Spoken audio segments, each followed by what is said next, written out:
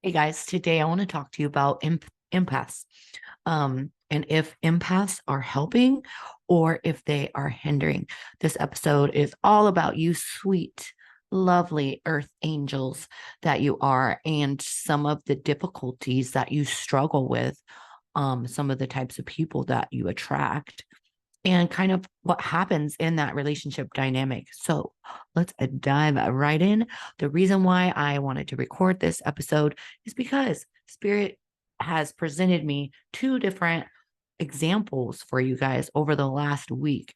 I just recently attended a holistic fair here in Las Vegas, Nevada, and I did little miniature sessions there, and spoke. It was absolutely amazing, by the way. And then I met a girl there, and I'm going to share the little story behind that. And then I went to the bar across the street from my house, and like my favorite bartender, one of my favorite bartenders, also had this experience. And I was like, wow, it's so interesting that both of them came up, and I got to coach both of these women through these, relationship situations in two different types of industries, so that to help them kind of wrap their head around their behavior and the types of people that they're attracting, and to help them further along on their self-development path instead of going back around and around. A bunch of you guys are probably going to be shaking your heads yes to this and having the same type of experiences. So to get started on this, let's talk about what an empath is. It's a highly sensitive person that can usually feel the emotions of others without being told. Um, these empathy people have empath, right? Empathy. So they feel very deeply for other people, very, very deeply. And a lot of times they end up manipulating their own behavior so that they don't feel this deep empathy pain. They want to help people. They want to try to fix people. They end up over giving to people, because they don't like to feel. So I've talked about this before on some of my other podcasts. Is my late husband was a super empath, right?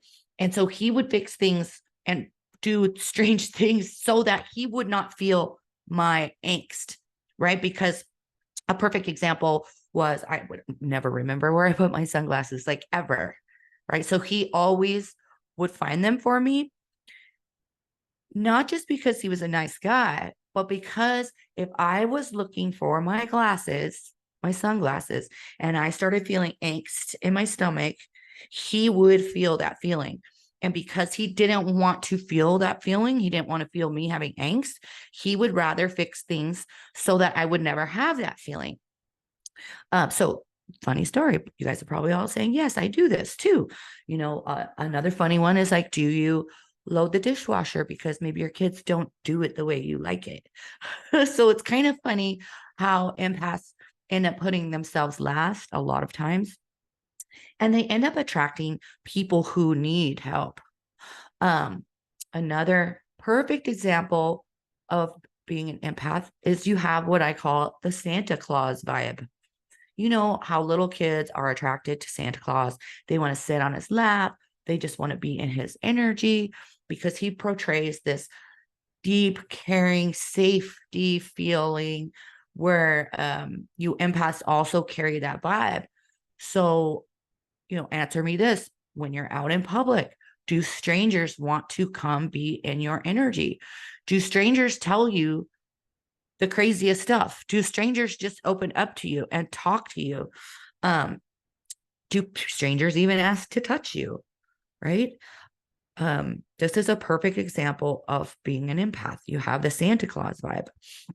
But here comes a part of the problem when you're overgiving, you're fixing, you have the savior mentality, is it does lead to codependency, right? It leads to enabling. And we're going to talk about that. And then what happens to the empath? All y'all end up depleted, burnt out. You're always helping everybody else, right? When it's time for you, when you finally break down from this burnout and you're depleted, and pretty much usually no one's there for you, right? Um, this is the way you have set up your relationship dynamics. It's not their fault that they're not there for you when you need help. It's kind of your fault because you've set it up to where you're always helping the other person, people. You're always there for them. And then when you're over there sad and lonely and afraid and needing some support, they're looking at you. These other people are looking at you like, what's wrong with her? She's always the one that's fixing things. I'm sure she'll be fine. This is a huge relationship thing. It happens over and over and over. I've been in this industry for so long. This also leads the empath to have a sense of failure, like as if they failed this person, right? As if they failed the other person because the other person isn't getting better at whatever it is, because the other person isn't doing things for themselves, because the other person is dependent. They keep coming back to you. So empaths tend to have that sense of failure, like they did something wrong because that other person isn't changing. This is where I want to share with you the story of the bartender that I went to go see. And she was telling me that there's a couple people that I know that go into her establishment that are needier types. I don't know what's happening. But there's one particular guy that goes in there a lot. And then he'll say things to her like, oh, I don't have enough money to pay for this drink. And so she ends up having this guy keep coming back and asking for free drinks. And meanwhile, she's feeling terrible. And she's telling me this story about this guy because I know who this guy is. She's like, gosh, I wonder what happened to him. He's broke all the time now. She says she just feels terrible for him. She wishes his life was better. But meanwhile, he's coming and getting things from her. And she's feeling sad and depleted for him. And she's also feeling really uncomfortable because this is her place of employment. And, having to take money out of her tip jars to pay for this, and then feeling uncomfortable when this guy comes in where she doesn't want to give him free drinks, but she doesn't know how to say no, right? This is where it comes so important for empaths to create boundaries. And we're going to talk about that here too. The part that I really wanted to share on this podcast, remember in the beginning, I was saying, are empaths helping or are they hindering? And are they control freaks? Let's think about that. Because the guy that's coming in for these free drinks, if he's always going to get the free drinks, he is not doing himself any self-work, right? He is not trying to get better. He just knows that he's going to receive what it is that he wants, this exchange from the bartender. But he is never, ever going to have an opportunity to level up if they stay in this relationship dynamic where she's always giving, he's always receiving, she's always feeling depleted. He will never have the opportunity to level up if the bartender continues this behavior. This is why it's important for her to have boundaries. And same goes for her. She will never get out of that cycle of overgiving, and she will never level up if this relationship dynamic continues. So in reality, is this behavior not hindering both parties? Right? Think that to yourself. They're both stuck in a repetitive cycle and neither one gets to grow. Now, when an empath creates boundaries, right? Let's think about that. So next time he comes in and she says, no, I'm not going to give you free or discounted beverages any longer at this establishment. A couple things can happen. He could say, oh my gosh, I'm sorry for overstepping this boundary in the past. And then maybe he just doesn't come anymore and doesn't come for those free beverages. Or perhaps he could be angry. This would be more in like a relationship where you're taking something away from this person. You're no longer giving them your energy. You're no longer, over serving them. So they have the opportunity to grow from this or to go find someone else that's going to keep feeding that need of theirs. In relationships, a lot of times when the empath will create boundaries, it creates a rift. It creates stress in that relationship. And let me tell you this, empaths do not like feeling the feeling. They could feel the stress. So sometimes the empath will revert back to the old behavior because it's easier for them to overgive. It's easier for them to overserve than it is for them to shift this relationship. Than it is for them to feel the discomfort of when this relationship is shifting. They may revert back to their old behavior. But this is part of the empath's life purpose. And we're going to talk more about that too. Let's take a shift here, and I want to share with you about what happened at the holistic fair with another empath, clearly an empath, right? Sitting across from me, goes to get a session. I get to sit in her energy.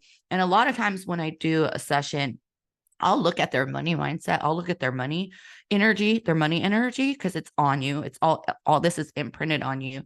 And so I could see that her money story, or, imprint was middle range income. And in order for her to bring more income as an empath, she's going to have to put these boundaries in place in her business. Because the first thing I asked her is, are you discounting your prices for certain people when they come up? And she says, yes. And so I got to coach her through this, because sure enough, she was saying yes. Her money story won't shift until she shifts with that boundary. She was feeling bad for asking for what she's worth. And then when certain people approach her, and if she feels their energy shifting, like say she's telling, because she had some beautiful art, she was selling like graphic design and stuff that she did. And so say she shares her price and then she feels the other person's energy shift, then she immediately will backpedal and like be like, well, I could give you 25% off. So what happens here is when you're discounting your rates, it devalues what you have to offer, whether it's a coaching package, or it's something physical, right? Or it's getting a haircut. And I shared that with this girl too, because she had beautiful hair. She had lots of highlights. And I brought up to her about when she goes to get her hair done, that she probably pays a decent amount because it looks really nice. And she said, yes, I do. And I said, so how would you feel if you were sitting in your hairdresser's chair, and you already know you usually pay $130 for your hair or whatever, and all of a sudden she's telling you, you know what, today I'm going to charge you $70 out of the blue, would you still feel like you looked beautiful? Would you still appreciate the hairdo that you got? Or would you feel like a little bit, I don't want to say dirty, but just a little bit deflated if your hairdresser gave you that much of a discount? Would you still like the hair coloring and stuff as much as you would have by paying full price? And the answer is probably no. You probably wouldn't. You probably wouldn't be walking out of the salon with your hair held high. Your whole energy would be off. It would be different. And so this happens all around. If I'm offering a coaching package and then suddenly I'm giving you 50% off, you're not going to have as great as a transformation as you would have had if you paid full price. You are not. If we're talking about investing in yourself, investing in your beauty. So this also directly relates to how much abundance can come to her. She is blocking income by discounting, not just from that discount, but because the feeling in her stomach when she goes to give that discount is closing her chakra system. And she's not able to start receiving more abundance. She is literally telling the universe, no, thank you. I don't want all of the money that I've been asking for. And the other huge thing for you, empaths, is getting your mindset around money is really big for empaths, because empaths are always wanting to save and give and, support. And when we throw money into the mix, then it's almost like the empath is like, oh no, well, I don't want to charge. I just want this other person to feel better. You need to realize that you're not taking away from anyone else in this whole planet when you're asking for abundance to come through. You are not taking out of a bucket. Money is unlimited supply. Money is energy. Money just, it flows, it flows, it flows. It's energy.